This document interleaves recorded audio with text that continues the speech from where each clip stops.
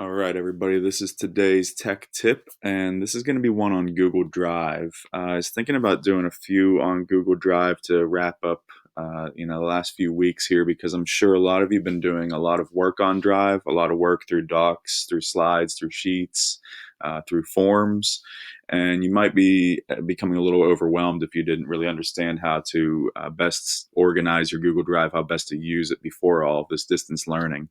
The one today is really just going to be one on showing you a productivity tip to kind of just expedite, getting things organized and being able to use them in a quick fashion. So I'm going to go off to Google Drive here and just show you a feature that they came out with not too long ago.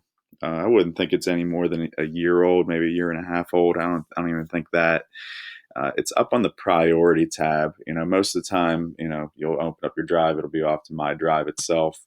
But there is the priority tab that is above the My Drive on the left-hand side here. If you click on priority, it takes you off to files that they consider through their AI priority files for you, things that you might have accessed recently, things that you may have been on frequently in the last few days. And then underneath, what I want to really show you, though, is something called Workspaces. Now, you may have noticed this as a function if you were off on a file and you right-clicked it and you saw this Add to Workspace. I want to show you how this works and how you can use it to, efficiently kind of work through your Google Drive on certain things. So basically what it is it's a place that I don't want you to think of it like a folder, but it's a place that will harvest all files in one spot. And the benefit for it really lies in that things can be in different folders, and you can kind of bring them all back into one area that you can quickly get to them time and time again for the, in the immediate future, if you're working on something that is just relevant for the present time, or if you're working on something long term that you just need to have things organized in this fashion. Me personally, before this, I would spend, many minutes of my life, I'm sure, if I add it all up, clicking through different files or clicking through different folders, because I've got literally layer of folder on layer of folder on layer of folder.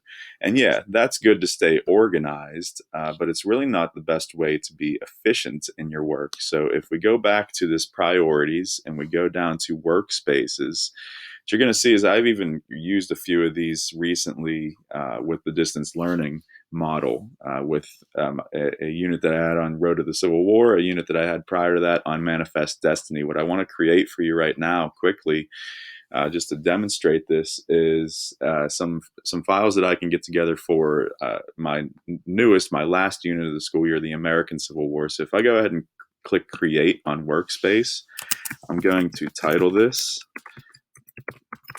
whatever you want to call it. For me, it'll be American Civil War files. I create that, and it's going to ask me to add files. It starts off by looking at things that you've recently been on. There really is no rhyme or reason to this. What I suggest for you to do is to come down here and say choose other files, because when you do that, you get this pop-up window off to the right that is basically going to give you anything that you've recently been on. And what you really want to get to is your entire drive. I suppose if you've been on everything recently, you might be able to get it here. But by and large, most of the files will be off in your entire Google Drive. For this one, let me see. I do have some files under distance learning that I could show you that I'll add real quick. If I go into the classwork for it and into Civil War, and I'll add these PDFs. And there you see them right there, 1, 2, 3, 4 PDFs. You'll notice up here that it does have a file limit up to 25 files, but I do believe at that point it would probably be a little bit too much in this format anyways. This is, I think for 10 or less, 5, 6, 7 files, something like that. Then I can go ahead and add more files, say that some other files came from a different location.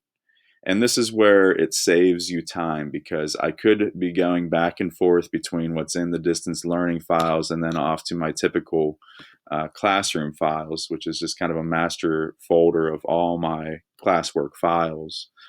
If I go into US 1 and down to the final chapter, Civil War. Maybe I pull in, a few of these projects that I did last year just as a demonstration purpose.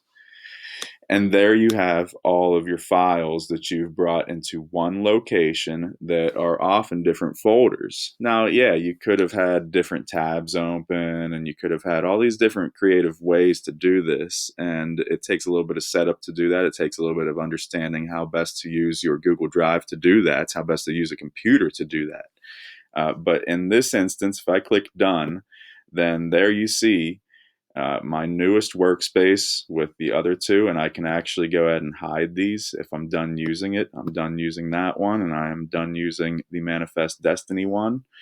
I can hide those workspaces off. They don't go away for good. They are down here. I can bring them back if I wish, just by clicking on the More Actions and Unhide. I could have removed it permanently from there. I could have also removed it permanently from here. Another cool feature of the workspaces is you can have one file in more than one spot. If I wanted to bring one of these PDFs over to American Civil War, all I have to do is right click on it and go to add to the workspace. Now that I have some created, they are there to choose from. So I could even add that over to the American Civil War workspace, whereas before it was just in the Road to the Civil War. And if I go into this, you'll see there it is, right, added in. And again, that feature is also available when you're just in your Google Drive itself, uh, right clicking over a file, adding to a workspace, right? Anything that is not hidden is here. If you don't see it here, it's because you went into your workspace and you hid it. You need to bring it back. You need to unhide it. So whenever you go off to a file, if you're on it and you say, oh, I want to add that to that workspace, it'll be under that list, right?